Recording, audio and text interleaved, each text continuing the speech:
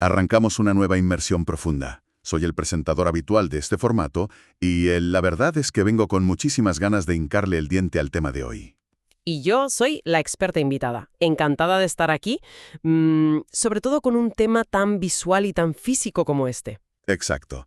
Porque, a ver, cualquiera que haya pisado un parque municipal un sábado por la tarde tiene esta imagen grabada en la retina. Totalmente. El sol bajando, el ambiente animado. Y ese sonido tan típico, el golpe seco de las manos llenas de magnesio aplaudiendo. Es inconfundible. Sí, y siempre hay un grupo de gente reunida alrededor de una estructura de barras metálicas. Es como un imán. Eso es. Y ahí ves absolutamente de todo. Por un lado, están los atletas experimentados. Los que están literalmente volando entre las barras. Haciendo dominadas a un brazo, transiciones a muscle up, movimientos dinámicos con una fluidez que, denota miles de horas de práctica. Claro, ves eso y todo en su movimiento grita control absoluto. Parece fácil. Parece fácil, pero no lo es para nada. Y luego, si observas un poco más de cerca ese mismo recinto, la realidad paralela es radicalmente distinta. Madre mía, sí. Siempre hay alguien intentando su primera progresión seria. Colgándose de una barra que claramente tiene un grosor inadecuado para el tamaño de sus manos. Y perdiendo fricción por el sudor o porque el metal está súper desgastado. Fíjate que en esos casos el cuerpo oscila sin ningún control. O sea, el sistema nervioso central aún no ha mapeado cómo estabilizar el core estando en suspensión. Es puro caos neuromuscular. Y a unos pocos metros de ese principiante tienes otra escena típica. El atleta avanzado que comete un error. Exacto. Un atleta avanzado en medio de un movimiento explosivo que calcula mal el aterrizaje. Y cae en un suelo de caucho que ha perdido toda su capacidad de absorción después de años tostándose al sol. Y ahí es cuando compromete gravemente la articulación del tobillo. Esas microescenas, como bien dices, suceden en miles de parques a diario. Ya te digo. Y precisamente por eso la misión de hoy es extraer el conocimiento fundamental de un documento técnico fascinante. Un texto muy riguroso. Sí. Se titula 036-2, el entorno y la seguridad en el entrenamiento de calistenia. Es una lectura obligatoria para quien esté metido en este mundo. Totalmente. El objetivo que tenemos hoy es entender cómo ese espacio físico dicta de forma categórica el éxito, el progreso biomecánico y, lo más importante, la integridad física. Vamos a analizar cómo transformar un simple conjunto de tubos de acero y un suelo irregular en una herramienta pedagógica de altísimo rendimiento. Y para empezar, hay que hablar del gran atractivo de esta disciplina. Lo realmente cautivador de la calistenia es su innegable capacidad para democratizar el entrenamiento de fuerza. Es un paradigma que rompe de raíz con las barreras de entrada tradicionales. Claro. Prescinde por completo de toda la parafernalia de la industria del fitness convencional. No requiere máquinas isocinéticas complejas. Ni suscripciones mensuales exorbitantes que muchas veces la gente no puede pagar. Exacto. Con el propio peso corporal, la gravedad y una estructura básica, se pueden desarrollar niveles de fuerza relativa y control motor que rivalizan con los de gimnastas olímpicos. Es increíble. Pero al observar el panorama general, emerge un patrón analítico muy claro en el documento. Y muy peligroso, fíjate, porque esa misma accesibilidad universal actúa como un arma de doble filo. Crea una especie de mito en la comunidad. Un mito muy insidioso.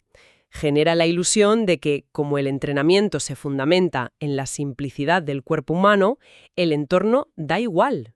Que la topografía y las características físicas del parque son variables irrelevantes. Y pensar que el entorno es un simple telón de fondo pasivo es un error monumental en la planificación del rendimiento. Monumental. Para cualquier profesional del movimiento, la lectura minuciosa del entorno físico debe tener exactamente la misma prioridad que analizar cómo se hace una flexión en pino o una palanca frontal. Es que hay un salto cognitivo enorme entre ver el parque como un simple lugar para pasar el rato y entenderlo como un laboratorio biomecánico. Ahí le has dado. Un laboratorio. Y aquí es donde la conversación sube de nivel, porque se suele clasificar todo de manera muy binaria. O entrenas en un gimnasio cerrado o entrenas en la calle. Como si fueran lo mismo, pero con distinto techo. Claro. Y las distintas tipologías de espacio ofrecen estímulos neuromusculares completamente diferentes. Vamos a poner un ejemplo claro. La diferencia entre una rutina en un centro especializado indoor y hacerlo al aire libre. En un gimnasio tienes barras de acero texturizado perfectas, control de humedad ambiental y colchonetas con una densidad calculada al milímetro.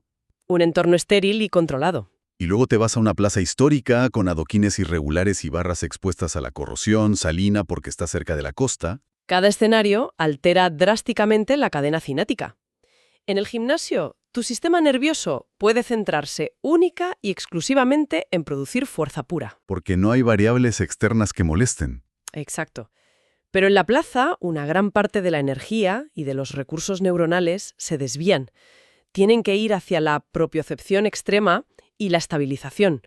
Simplemente para evitar una lesión por un resbalón tonto. Esa distinción entre la producción de fuerza pura y la propiocepción adaptativa es el núcleo del asunto. Y el documento para profundizar en esta mecánica introduce a un autor clave. Sí, introduce el marco teórico de Jean Lebouche, un referente absoluto en la psicomotricinética y la educación física.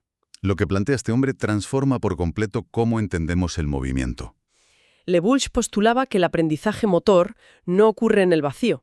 El entorno no es un contenedor inerte. Es un agente activo. Un agente activo que esculpe y condiciona el desarrollo del esquema corporal. Para que la gente que nos escucha lo visualice, cuando alguien interactúa con una barra inestable o asimétrica, pasan cosas a nivel microscópico. Muchas cosas. Los mecanorreceptores de la piel y los usos musculares envían un torrente de información al cerebro. Una retroalimentación sensorial divergente que llega directa al córtex motor. Y el cerebro, en tiempo real, se ve forzado a reclutar unidades motoras distintas en la musculatura estabilizadora. Activa el manguito rotador o el serrato anterior a toda máquina. Todo para compensar esa imprevisibilidad del medio.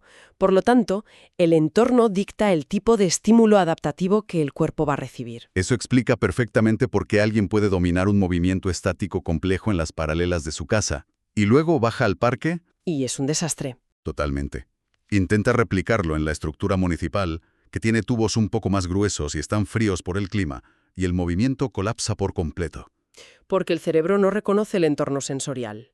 Y por pura supervivencia. Inhibe la producción de fuerza máxima. Frena en seco. Es fascinante cómo un factor puramente táctil o espacial se convierte en un limitante neurológico. Ojo con esto porque nos lleva a un debate constante en la comunidad. Una fricción filosófica que se ve muchísimo en los foros de Internet y en los propios parques. ¿El tema de los puristas de la calistenia? Exacto. Hay un sector que defiende a ultranza que este deporte debe depender única y exclusivamente del cuerpo interactuando con una superficie inamovible. Ven el uso de accesorios como anillas o bandas elásticas de resistencia como una especie de desviación. Casi como hacer trampa. Sí, como si usar una goma quitara mérito. Pero claro, desde una perspectiva puramente biomecánica, rechazar estas herramientas parece limitar drásticamente el potencial. Es que carece de rigor fisiológico. La idea de que incorporar equipamiento externo desvirtúa el entrenamiento es una falacia enorme. El análisis técnico del documento lo deja clarísimo. Elementos como las anillas de gimnasia o las bandas elásticas no actúan como muletas. No están ahí para facilitar el trabajo y restar mérito al atleta. Operan como verdaderos facilitadores neuromusculares. Vamos a analizar la biomecánica de una banda elástica de resistencia. Su valor no reside simplemente en que te ayuda a subir. No es un simple empujón. Para nada. Su función principal es alterar y acomodar la curva de resistencia del ejercicio para que coincida con la curva de fuerza del músculo. Esto es vital entenderlo. Hay movimientos donde la desventaja mecánica es extrema en la fase inicial.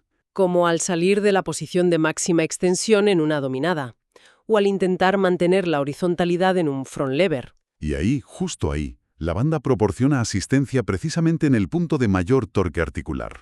Lo que permite acumular volumen de trabajo efectivo y consolidar el patrón motor correcto en el sistema nervioso central. Sin llegar al fallo estructural prematuro, o sea, sin destrozarte. Las herramientas externas son en esencia escalpelos de precisión para el desarrollo de la fuerza. Ese concepto de alterar la curva de resistencia lo cambia todo, porque intentar forzar al sistema nervioso a ejecutar repeticiones máximas de un movimiento que el cuerpo aún no comprende ¿es la receta perfecta para estancarse?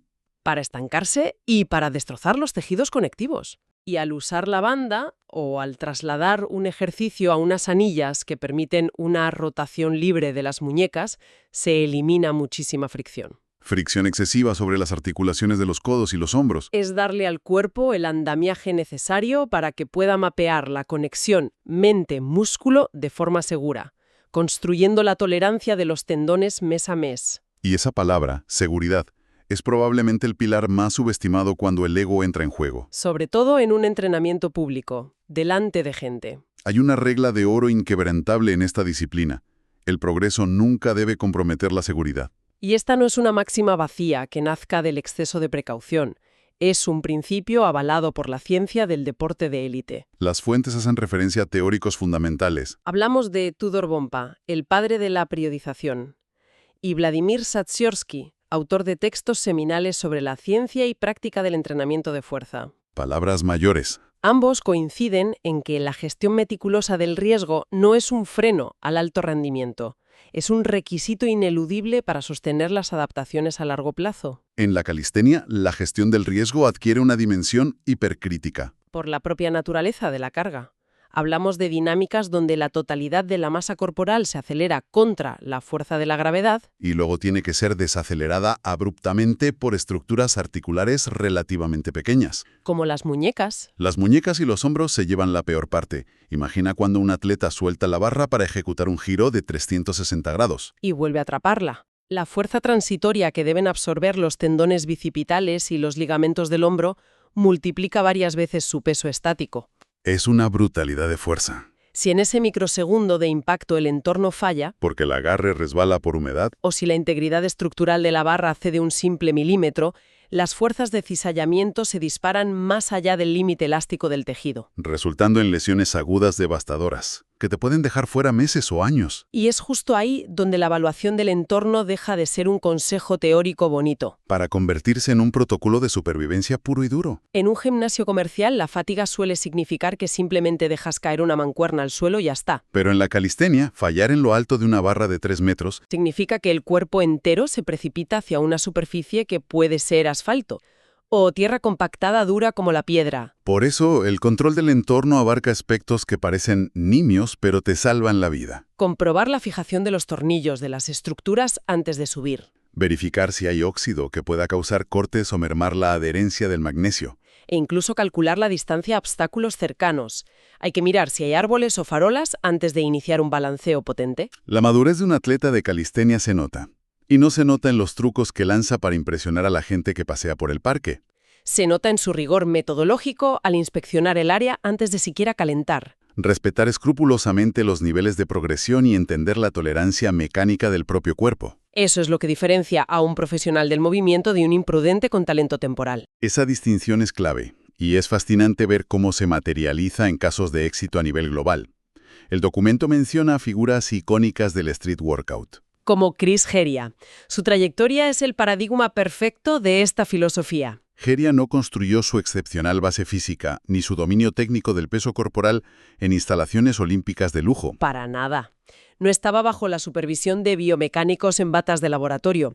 Su laboratorio de alto rendimiento fueron los espacios públicos, Los parques de Miami. utilizando el mobiliario urbano básico. Sin embargo, hay un error de percepción muy común al ver sus espectaculares proezas en vídeo. La gente asume que su éxito se debe a una improvisación temeraria. O a una genética indomable que le permitía simplemente lanzarse a las barras hasta que el movimiento salía por arte de magia. Claro, se confunde el resultado final altamente pulido y editado para redes sociales con el proceso crudo de fondo. Detrás de esos movimientos que parecen desafiar las leyes de la gravedad, hay una aplicación quirúrgica de todo lo que estamos hablando. Para lograr ese nivel de control en espacios urbanos no regulados, Heria y otros pioneros tuvieron que desarrollar una comprensión clínica de la física aplicada. Tuvieron que aprender a leer las asimetrías de una estructura oxidada para usarlas a favor de ángulos específicos de tracción. Analizaron al milímetro el nivel de fricción de diferentes metales bajo distintas condiciones climáticas. Para saber exactamente qué tipo de agarre falso o agarre supino podían emplear sin riesgo de un deslizamiento fatal. No conquistaron esos espacios ignorando el entorno, lo conquistaron integrándolo profundamente en su programación neuromuscular. Entendieron que el parque municipal no es un campo de juego estandarizado. Es un ecosistema complejo que requiere adaptación constante. Exactamente. La capacidad de adaptación es la máxima expresión de la inteligencia motriz. Y toda esta narrativa técnica nos brinda la oportunidad perfecta para plantear un ejercicio analítico. Un ejercicio mental para cualquiera que nos escuche.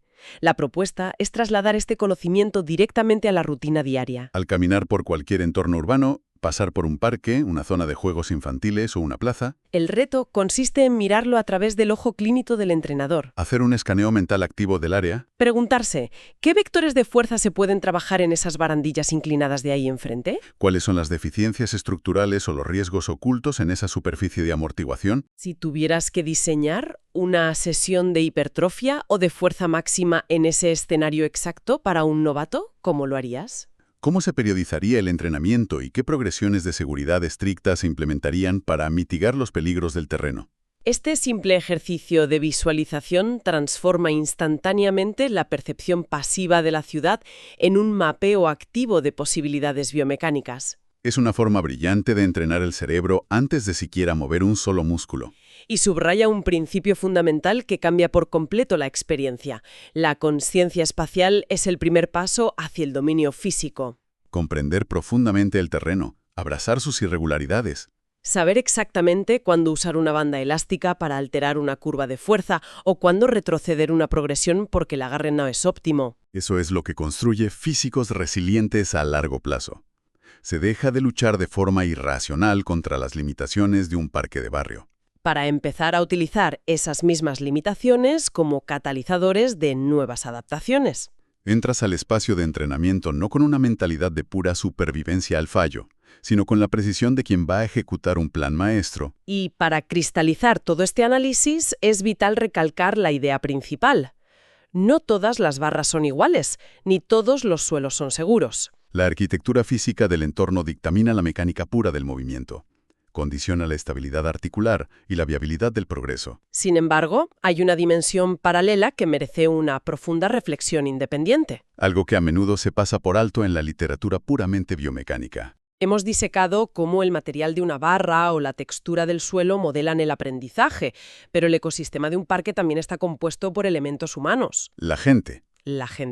Y cabe preguntarse hasta qué punto el entorno social y psicológico de un parque abarrotado está condicionando y moldeando silenciosamente el desarrollo del atleta. Esto es importantísimo. Cuando alguien se dispone a practicar un movimiento nuevo y vulnerable rodeado de atletas avanzados o de transeúntes curiosos, El factor del ego y la presión de grupo entran en juego de manera contundente. ¿acaso el miedo instintivo a fracasar en público, a parecer inexperto ante la mirada ajena, no actúa como una barrera invisible? Una barrera tan restrictiva y paralizante como una barra resbaladiza o un suelo de hormigón. El entorno físico, sin duda, proporciona los límites estructurales de lo posible. Pero es innegable que el entorno social y psicológico acaba dictando el nivel de atrevimiento.